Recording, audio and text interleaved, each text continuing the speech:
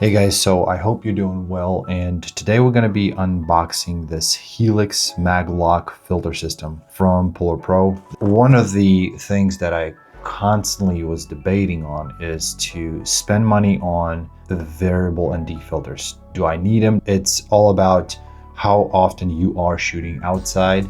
If you are shooting outside and you're on the go, there's nothing better than to have actually a system in place where it's going to be speeding up your run and gun style of shooting. Because if you do have actual time to stop, change the lenses, grab some of the ND filters, screw them in, unscrew them, put on the other lens, if you do have time for that, perfect. But if you don't, there's times that I'm flying and there's times that I'm actually shooting for some of the surgeons, and it's just, there's no way I'm going to be just stopping everything and just changing filters. So in this case, I'm like, okay, I need to go with the variable ND filter. But one thing that actually made me pull the trigger was the variable ND filter with polarizer filter. And that's something that I use quite a bit. If I don't need some reflections, I use it on a real estate shoots. I use it for a lot of outside shots where I don't want that glare and I want the more rich colors. I would put polarizer filter on my lenses, and I have 82mm thread polarizer filter. And then I use just step down rings to actually change them for different lenses. But with this, you have a Maglock filter system that speeds up everything so much. And if you need to, you have these, let's say, variable 2 to 5 variable ND filter. But if you combine it with the polarizer filter, I was like, okay, I need to try this. If this works, that's going to be a game changer, and it's going to just speed up my workflow. Before you buy this filter, this is what I did. I went to all my lenses and I checked here on the cap. It's probably the easiest, what thread your front of the lens is. If it is very similar, then buy a bunch of these. Let's say this one is 77mm. I bought some 77 that is fixing perfectly with this 82. So you obviously want to go with the bigger filter itself, and then have a step down rings, I guess that's what it's called. Yeah, step down from the 82, which is this one, to whatever your lens is, and just have some of these just on the lens at all times. And all you have to do is just take this one out, switch it between those lenses on the fly with ease. So I want to just test it out, this one. And then just as an example, this lens right here, it is 67mm thread. This is a super nice lens. This is the G Master 1.4 50mm, and what I put on a KF Concept 67 to 72 and then 72 to 77.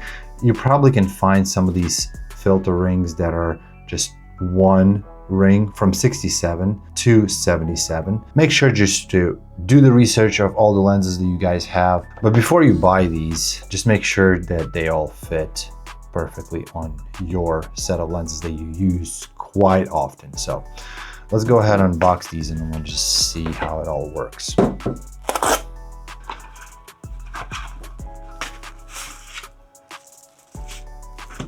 So here you are, the actual ring itself, and that is 77 to, oh, and that's really cool because you're using all these step up rings and step down rings. You definitely want to have a cap because your regular cap will not fit. So you just boom, and this is metal, which is pretty darn good. I'm actually going to be putting on this lens right here, the 50mm 1.4, because it is 67. So this should,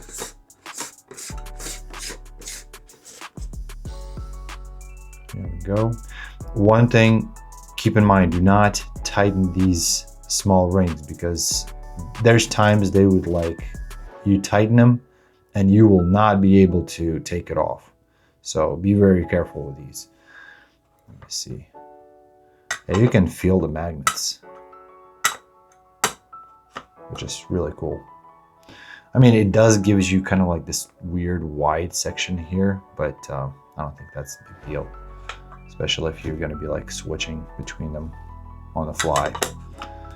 But always, from my understanding, you always make sure these like pins that you're squishing the actual filter, and you have these markings over here on the side that you have to like align before taking it off or putting it on. So that's really cool. Okay, and then let's just unbox the 82 one, and I'll put this 82 one on my 1635 G Master lens. Just put this box, but it's just okay. So 82. So this one is gonna go. I have it already on the camera. So let's just go ahead and put this on.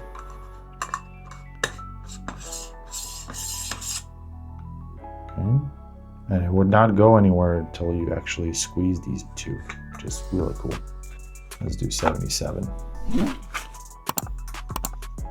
And one thing I always wanted to test out, all these filters, you have to be very careful on the wide angle lenses when you actually put those defenders or step up rings. You might have some vignetting because it is such a wide angle lens.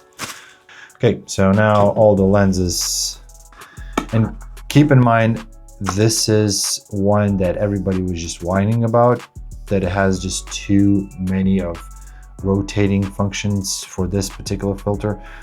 But I mean, I feel like it's all about skill. So if you actually will be able to navigate and going to be using it the proper way, I think it's just a learning curve and just feel. So if you have big sausage fingers or just little tiny ones, weak hands, you probably will have some issues with actually rotating them. And the stops over here between the 2 and 5 are really good stops. Then you have the actual rotation of the polarizer filter. So you take off the defender, then my understanding, you take the base, take this one off, then you slap this on. Okay, so that's what it is. When you are switching between these, yeah, you can feel the magnets. When you see the R's right here, that means it goes on the back of this piece. And again, you line up everything. And then you have the actual description of this one. You line up this part. And this is what it looks like. This actually is a pretty manageable size. You can just simply slap it in the back of your bag, or maybe some of those pockets, because my understanding that this is very solid. It's not going to break or damage this thing. Obviously, there's quite a bit of movement, and I'm curious to see over time, will this be a problem? Because a lot of those filters, they just have so much more play after you're like using it for so long, so many times. And can you put these two together? Yeah, you can. That's pretty cool. So you have the rear, the front, and put it somewhere. And then when you're using this, and then the bigger gear is the one that actually rotates the polarizer. Yeah, you definitely have to use probably 2 hands, but it's not a problem, because a lot of times when you're shooting, unless it's on the gimbal for sure, but unless it's in the gimbal, no, you know what? If you're using one hand, you put your middle finger on that big gears and then use index and thumb to rotate the stops, and it's fine. So I don't know what they were whining about. Yeah, you can totally do it with one hand. That's how it is, and that's what it looks like. So if you have guys questions or want me to test out some more of these, please let me know. All right, that's it for this unboxing. If you have questions, please don't hesitate to ask me. Like, subscribe, and all the good stuff. Stay awesome, my friends, and I will see you next video. See ya.